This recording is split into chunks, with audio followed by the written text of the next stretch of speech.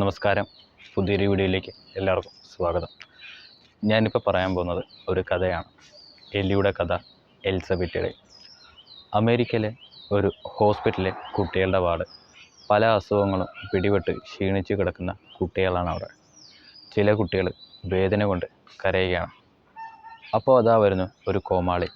കുട്ടികൾ ഉഷാറായി. കോമാളി കാണിച്ച തമാശകൾ കണ്ട് കുട്ടികൾ ആർത്തു ചിരിച്ചു. വേദനയും കരച്ചിലുമൊക്കെ പമ്പ കടന്നു.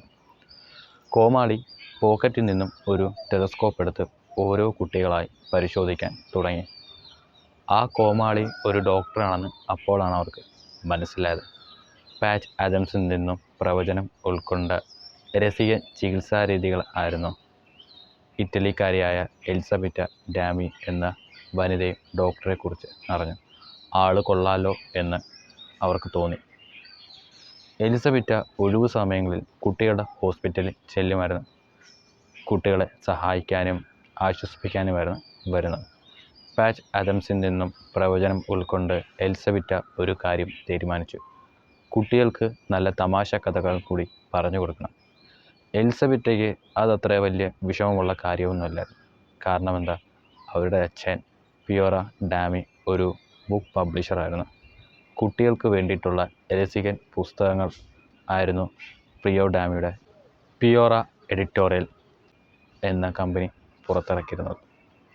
1958 ഇറ്റലിയിലെ മിലൻ എന്ന നഗരത്തിലായിരുന്നു എലിസബറ്റ ഡാമി ജനിച്ചത്. കുട്ടിക്കാലം മുതൽ പുസ്തകങ്ങളുടെ നടുവിലായിരുന്നു എലിസബറ്റയുടെ ജീവിതം. പുസ്തകങ്ങൾ വായിച്ച് അവർ കഥയെഴുത്ത് തുടങ്ങിയിരുന്നു. എഴുത്തിന് പുറമെ എലിസബറ്റയ്ക്ക് ചില വിനോദങ്ങളുണ്ടായിരുന്നു. പ്രധാനം യാത്രയായിരുന്നു. പുസ്തക കച്ചവടത്തിൻ്റെ ഭാഗമായി പല രാജ്യങ്ങളിലും അച്ഛനോടൊപ്പം യാത്ര ചെയ്യുമായിരുന്നു തുടക്കം. പിന്നീട് സ്വന്തമായി യാത്രയും തുടങ്ങി. പ്രകൃതി മനോഹരമായ ഇടങ്ങളിൽ അലഞ്ഞു തിരിഞ്ഞ് നടക്കുന്നത് അവർക്കേറെ ഇഷ്ടമായിരുന്നു. ഒഴിവു സമയങ്ങളിൽ ഹോസ്പിറ്റലിൽ പോയി കുട്ടികളുമായി ചെലവഴിക്കും. കുട്ടികൾക്ക് നല്ല കഥ ഉണ്ടാക്കി പറയാനും തുടങ്ങി. ദ ന്യൂ മൗസ് സിറ്റിയിലെ എലികളുടെ ദ്വീപിൽ താമസിക്കുന്ന ജെറോനിമോ സ്റ്റിൽറ്റോനായിരുന്നു എലിസബറ്റയുടെ കഥയിലെ പ്രധാന കഥാപാത്രം. ജെറോനിമോയുടെയും കൂട്ടരുടെയും സാഹസങ്ങളുടെ കഥ കേട്ട് കുട്ടികൾ ആർത്തു ചിരിച്ചു. ഓരോ ദിവസവും പുതിയ ജെറോനിമോ കഥകൾക്കായി കുട്ടികൾ ആകാംക്ഷയോടെ കാത്തിരുന്നു. ഇതിനിടെ എലിസബറ്റ ജെറോനിമോ സ്റ്റിൽറ്റോൻ്റെ കഥ എഴുതി തുടങ്ങിയിരുന്നു. വൈകാതെ കഥ പ്രസിദ്ധീകരിച്ചു. ജെറോനിമോ കുട്ടികൾക്കിടയിൽ ഹിറ്റായി. ഇത് കേട്ടറിഞ്ഞ് പല രാജ്യങ്ങളിലെ പുസ്തക പ്രസിദ്ധീകർ മുന്നോട്ട് വന്നു. അങ്ങനെ ഇറ്റലിക്ക് പുറത്തേക്കും ജെറോനിമോ യാത്ര തുടങ്ങി. 28 ഭാഷകളിൽ ഇതുവരെ വിവർത്തനം ചെയ്യപ്പെട്ടു. കോടിക്കണക്കിന് കോപ്പികളാണ് ലോകമെമ്പാടും വിറ്റഴിയുന്നത്.